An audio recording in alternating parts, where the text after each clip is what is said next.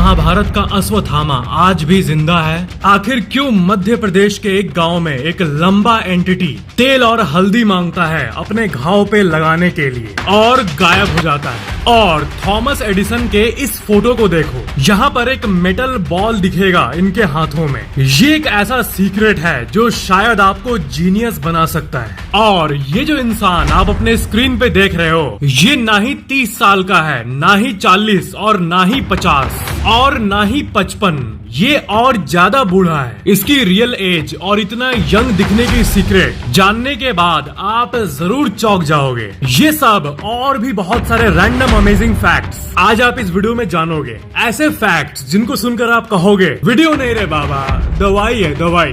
अगर आपने अभी तक नहीं किया है तो सब्सक्राइब करके बेल आइकन जरूर ऑन कर लेना ताकि अगली वीडियो रिलीज होते ही आपको सबसे पहले मिल जाए। Let's begin. Fact number 10। आपने ये तो सुना ही होगा कि दुनिया के हर एक इंसान के जीभ पर टेस्ट होता है। जीभ पर टेस्ट मतलब टेस्ट रिसेप्टर्स, जो कि आपके टंग पे मौजूद होता है। टेस्ट सबका दुनिया में अलग अलग होता है, इसीलिए किसी किसी को चाय समोसा इतना पसंद आ जाता है कि उसके लिए जान भी दे देगा। और दूसरी तरफ ऐसे भी बंदे हैं जो कि कहते हैं कि मुझे चाय नहीं पसंद, आई एम सॉरी ब्रो। पर एक बात जो कि बहुत लोगों को नहीं पता वो ये कि आपके पेट के अंदर भी टेस्ट रिसेप्टर्स होते हैं। आपके गट में टेस्ट रिसेप्टर होता है, यानी खाना सिर्फ आपके जीभ को ही पसंद नहीं होता है बल्कि आपके पेट को भी पसंद होता है। यानी जो लोग ये कहते हैं कि अरे बाबू ये सब सिर्फ जीभ का खेल है, सब मोह माया है, जीभ तक ही टेस्ट है, उसके बाद कौन जाने कहाँ खाना जाता है, असल में ये लाइन से गलत है। सिर्फ जीभ ही नहीं बल्कि पेट भी टेक्निकली खाने का मजा लेता है via taste receptors in the gut. Fact number 9। ये है चुआंदो टैन। ये एक फिटनेस एंथुसियास्ट है और इनका एज 58 साल है। ये इस बात को प्रूव करते हैं कि डाइट से क्या क्या हो सकता है। बहुत से लोग हैं जैसे अनिल कपूर, टॉम क्रूज, जो कि वाइन की तरह एज करते हैं। जितना इनका एज बढ़ रहा है ये उतना ही और परफेक्ट लगते हैं। चुआंदो ने ये कहा था कि एक कैसा नाम है चुआंदो ने ये कहा था कि उनका सीक्रेट है प्रॉपर डाइट, यानी सही खाना। ये कहते हैं कि ये अपने डाइट में हाई प्रोटीन रखते हैं। यार इंडिया में वे प्रोटीन 3000 रुपए किलो मिलता है। इंडिया में सही में पतंजलि को वे प्रोटीन निकालना होगा। पतंजलि इतना देश सेवा की बात करता है, लेकिन उसे पता होना चाहिए कि अगर यूथ को खुश करना है तो वे प्रोटीन निकालना होगा ताकि यूथ का एक्स्ट्रा प्रोटीन इंटेक बढ़ सके। बाकी चुआंदो ने ये कहा था कि ये अपना शुगर इंटेक बहुत कम रखते हैं। आपने ये नोटिस किया ही होगा कि जो एक्टर और एक्ट्रेस शुगर प्रोडक्ट्स का ऐड करते हैं वो खुद शुगर कंज्यूम नहीं करते। और चीनी कम खाना एक बहुत ही इंपॉर्टेंट रीजन होता है इन मॉडल्स के फिट रहने का। ये इतना कॉन्शियस होते हैं कि इन्हें एक फ्रूटी ऑफर करो तो ये नहीं पिएंगे। तीसरी बात जो कि चुआंदो भाई ने कहा है वो है वाटर इंटेक। ये अपने आप को हमेशा हाइड्रेटेड रखते हैं और रोज लाइफ में ये सब चीजों को लेकर ये इतना कॉन्शियस रहते हैं कि ऑलमोस्ट 60 की उम्र में भी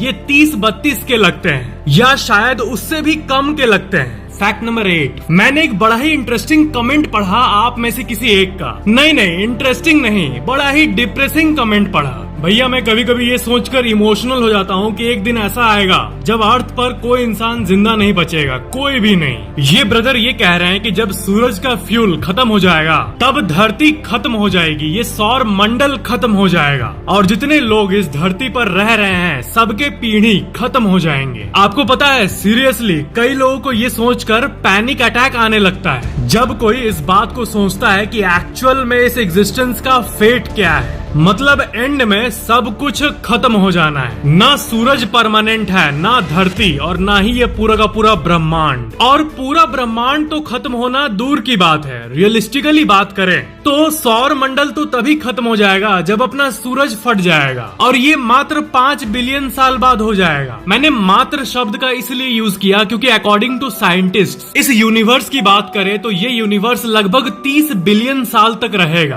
तो यूनिवर्स का अंत होगा 30 बिलियन साल में और सूरज खत्म हो जाएगा मात्र 5 बिलियन में। यानी समय के अंत आने तक सिर्फ 20% टाइम में ही इंसान रहेंगे। यानी 5 बिलियन साल। उसके बाद बाकी रिमेनिंग 25 बिलियन साल रहेगा तो बस घोर अंधेरा, क्योंकि कोई विटनेस नहीं रहेगा, कोई इंसान नहीं रहेगा। जिस जगह पे इतने हंसते खेलते प्लैनेट्स हैं जैसे कि धरती, मार्स, जुपिटर, ये सब गायब हो चुके होंगे और बचेगा कंप्लीट डार्कनेस। और यही चीज बहुत लोग सुनने के बाद बहुत डीप लेवल पे सैड हो जाते हैं। और कोई भी चीज जब इंसानों के हाथ में होती है यानी कंट्रोल में होती है तो ह्यूमन बींग्स को बड़ा मजा आता है। पर सोलर सिस्टम का अंत 1% भी इंसान के हाथों में नहीं है। लेकिन हमें इतना नेगेटिव नहीं सोचना चाहिए, हमें बस प्रेजेंट को एंजॉय करना चाहिए। क्योंकि अगर इस लॉजिक से देखें तो फिर तो ये बात भी सही है कि जो लोग आज इस वीडियो के नीचे कमेंट कर रहे हैं वो आज जिंदा हैं। लेकिन आज से 150 साल बाद जब कोई ये ओल्ड वीडियो ओपन करेगा देखने के लिए, तब वो ये देखेगा कि ज्यादातर कमेंट करने वाले लोग या तो ऊपर चले गए हैं या तो उसके पर पोते फोन को यूज कर रहे हैं। Sad truth, but every single person commenting on this video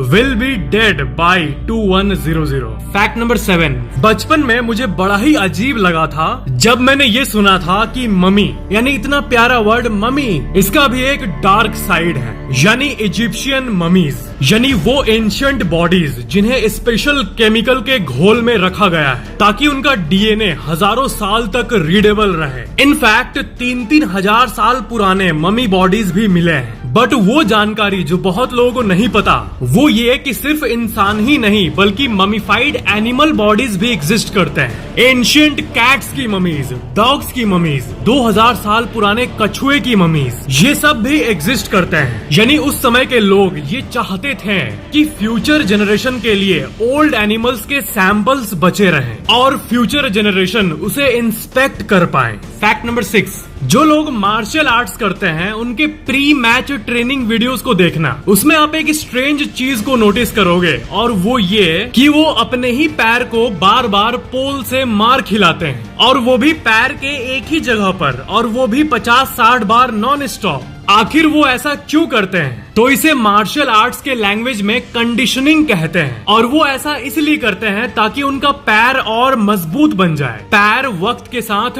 tough बन जाता है, पैर बार बार फ्रैक्चर हो जाता है और बार बार हील हो जाता है, और जिस जगह पर रिपीटेड मार मिलता है उस जगह पर एक्स्ट्रा कैल्शियम डिपॉजिट हो जाता है, और जो नर्व्स होते हैं पैर पे वो कम सेंसिटिव बन जाते हैं। यानी चोट लगने पे भी उनको उतना फील नहीं होता है, जिससे कि रियल फाइट के समय उन्हें आसानी होती है। नहीं तो फाइटिंग के समय इतना चोट लगता है कि नॉर्मल इंसान कहने लगेगा कि आओ आओ मेरा पैर तोड़ डाला रे मेरा पैरवा। फैक्ट नंबर 5, मुझे लास्ट वीडियो में एक मजेदार सा कमेंट दिखा था और वो ये था, भाई ये क्वेश्चन ले लो, if aliens came on earth for visit then should them also do documentations like travel visa, that type of things as we do, and if they break traffic and rules then what happen? Scenario is they landed in India, aliens are friendly. भाई एक बात बताओ आप मेरे को, with all due respect of course, पगला है क्या बे? एलियंस अगर आएंगे तो वो डॉक्यूमेंटेशन सबमिट करेंगे, रियली? वो वीजा या पासपोर्ट नहीं देंगे, सीधा एयरपोर्ट पे हमला करेंगे। मुझे रियली ये सोच के डर लगता है कि क्या होगा जब एलियंस आएंगे इस धरती पे। और ये एक बहुत ही कंफ्यूजिंग क्वेश्चन है कि अगर वो आए तो वो फ्रेंडली बिहेव करेंगे यानी दोस्त बनेंगे, या सीधा एक थ्रेट की तरह देखकर इंसान पे अटैक कर देंगे। हाँ, पर एक बात तो श्योर है कि अगर जादू आया तो वो सीधा मुंबई चला जाएगा ऋतिक रोशन के घर पे। फैक्ट नंबर 4, थॉमस एडिसन इस दुनिया के सबसे ग्रेटेस्ट इन्वेंटर्स में से एक थे। Electric power distribution system, alkaline storage battery, carbon microphone, phonograph, light bulb और भी बहुत सारी चीजों को इन्होंने इन्वेंट किया था। पर इनका ये स्टैचू देखो, इसमें इनके हाथ में एक मेटल बॉल है। ये आखिर इनके स्टैचूज में क्यों दिखता है? इसका कारण जानोगे तो आप जरूर चौंक जाओगे। जब भी कोई इंसान कुछ आविष्कार करता है तो लोग कहते हैं कि इतना दिमाग आखिर कहाँ से आता है इसके अंदर। तो यहाँ पर कुछ सीक्रेट्स हैं जो कि आपको पता होना चाहिए। जितने भी इन्वेंटर्स और जीनियस पर्सन होते हैं उनके बड़े ही अजीब अजीब हैबिट्स होते हैं। जैसे निकोला टेस्ला का एक बड़ा ही अजीब हैबिट था 2-2 घंटे टुकड़े में सोना, कभी भी 2 घंटे से ज्यादा नहीं सोने की आदत। वैसे ही थॉमस एडिसन का भी एक मिस्टीरियस पावरफुल हैबिट था, वो सोने और जगने के बीच का जो स्टेट होता है उसके पावर को यूज करते थे। देखो, इंसान के 3 स्टेट्स होते हैं। एक वेकफुलनेस स्टेट यानी जगा हुआ इंसान, और दूसरा सोता हुआ इंसान। पर इन दोनों के बीच एक तीसरा स्टेट भी है जिसे कहते हैं the moment between sleep and wakefulness, और कहा जाता है ये बड़ा पावरफुल स्टेट होता है। थॉमस एडिसन अपने हाथों में एक मेटल बॉल रखते थे और चेयर पे बैठ जाते थे और सोने की कोशिश करते थे, पर जैसे ही वो नींद में घुसते थे, जाहिर सी बात है उनके हाथ से मेटल बॉल गिर जाता था। फिर वो उसी बॉल को वापस उठाते थे और फिर इसी चीज को रिपीट करते थे। यानी उन्हें सोना भी था और नहीं भी सोना था, क्योंकि वो उसी बीच वाले मोमेंट को हार्नेस करना चाहते थे। क्योंकि उनके शब्द ये हैं कि वेकफुलनेस और स्लीप के बीच वाले मैजिकल मोमेंट में ही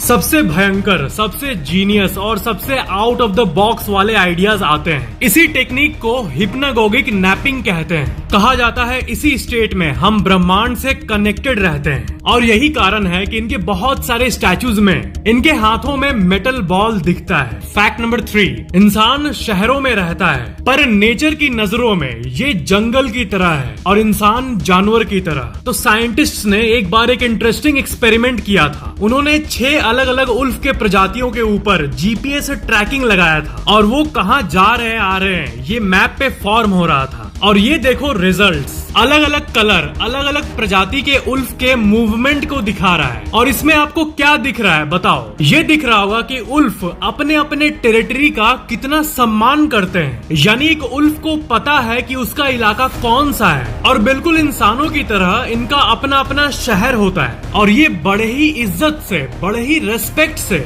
एक दूसरे के टेरिटरी का सम्मान करते हैं। जिस तरह इंसान अलग अलग देश बना के रह रहा है, वैसे ही इनका तो अपना ही चल रहा है भाऊ। फैक्ट नंबर 2, इस दुनिया में इंसानों का पॉपुलेशन 800 करोड़ है, जो कि 4 पर्सन एवरी सेकंड के हिसाब से ग्रो हो रहा है। पर 2 सबसे पॉपुलर डोमेस्टिक जानवर डॉग्स और कैट्स का पॉपुलेशन आखिर कितना है? तो मियाओ मियाओ का पॉपुलेशन है 700 मिलियन यानी 70 करोड़, और रेबीज बीमारी देने वालों का पॉपुलेशन है 1 बिलियन यानी 100 करोड़ के आसपास। इंसान 800 करोड़, कुत्ते 100 करोड़ और बिल्लियां 70 करोड़, और एंड्स यानी चींटियां 20 क्वाड्रिलियन, यानी इंसानों के पॉपुलेशन से 25 लाख गुना ज्यादा। क्योंकि 800 crore into 25 lakh equals 20 quadrillion. Fact number 1, ऐसा कहा जाता है कि अश्वत्थामा, महाभारत का वो माइटी वॉरियर, आज भी धरती पे कहीं न कहीं जिंदा है, और आज भी धरती पे रोम कर रहा है, और ना मरने के श्राप से आज भी इधर उधर भटक रहा है। पांडव के अनबॉर्न चाइल्ड पे अश्वत्थामा ने ब्रह्मास्त्र चला दिया था, और ये निर्दयी एक्ट बिना सजा के नहीं गया। भगवान कृष्ण ने अश्वत्थामा को श्राप दिया कि जा तू अमर हो जाएगा और कभी नहीं मरेगा। काल के अंत तक ना मरने का श्राप मिला, यानी समय यानी टाइम के एंड तक, यानी शरीर में हजारों घाव हो जाएंगे लेकिन वो मरेगा नहीं। कलयुग आ चुका है और आज भी वो धरती पर कहीं न कहीं छुपा हुआ है। इंडिया के मध्य प्रदेश में एक छोटा सा गांव है बुरहानपुर नाम का। सदियों से वहाँ लोगों ने एक मिस्टीरियस फिगर को देखा है, जो कि उस गांव में आता रहता है और एक मंदिर के पास आकर तेल और हल्दी मांगता है, प्रोबेबली अपने घाव पे लगाने के लिए। इस शहर में एक किला है, असीरगढ़ किला।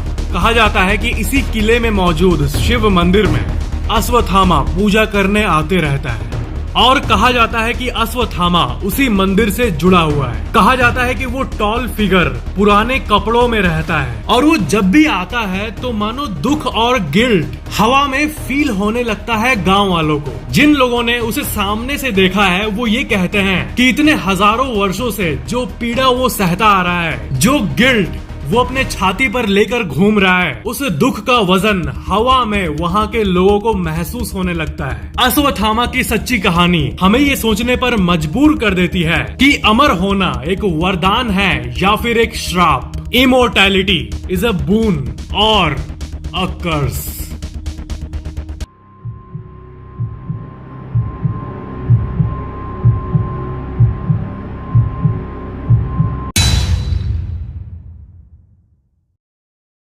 ये एक बोनस फैक्ट है। पिलो मतलब होता है तकिया, और जब बहुत सारे पिलो होंगे तब क्या कहेंगे? Pillows, right? एस लगाते हैं। वैसे ही किसी एक्वेरियम में एक मछली है तो कहेंगे फिश, और वही एक्वेरियम में बहुत सारी मछलियां हैं तो क्या कहेंगे? फिशेस, है ना?